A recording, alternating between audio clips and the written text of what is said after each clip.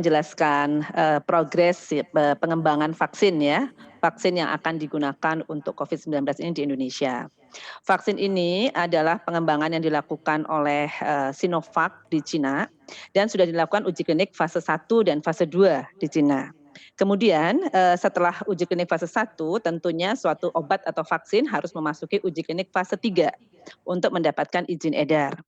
Nah, untuk fase 3 ini, Cina akan menggandeng 5 negara selain Indonesia, ya, yang nantinya di Indonesia akan dilakukan dengan center di Universitas Padjadjaran dan Rumah Sakit Hasan Sadikin, dengan, jumlah subjek sebesar 1.620 subjek, yang akan diberikan vaksinasi sebanyak 2 kali.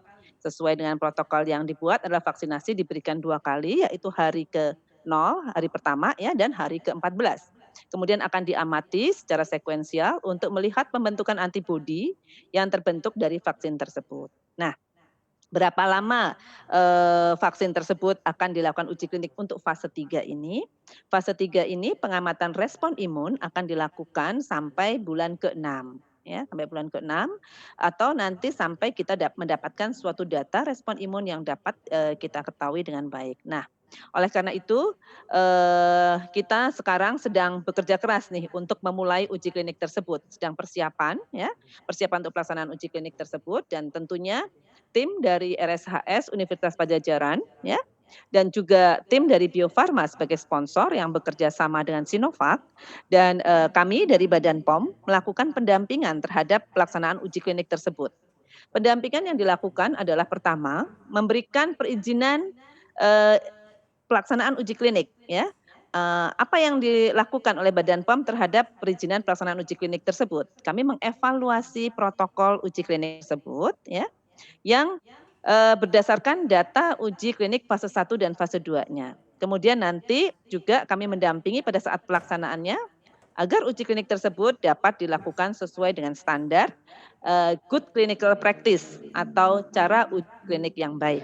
Nah inilah yang, progres-progres yang bisa kami sampaikan ya, diharapkan juga semua pihak dapat mendukung kegiatan uji fase 3 untuk vaksin COVID-19 ini. Demikian. Tadi Anda katakan bulan ke-6 setelah dilakukan pengujian, artinya bila belum dimulai saat ini kemungkinan di awal 2021 ini baru bisa selesai begitu tahap pengujiannya?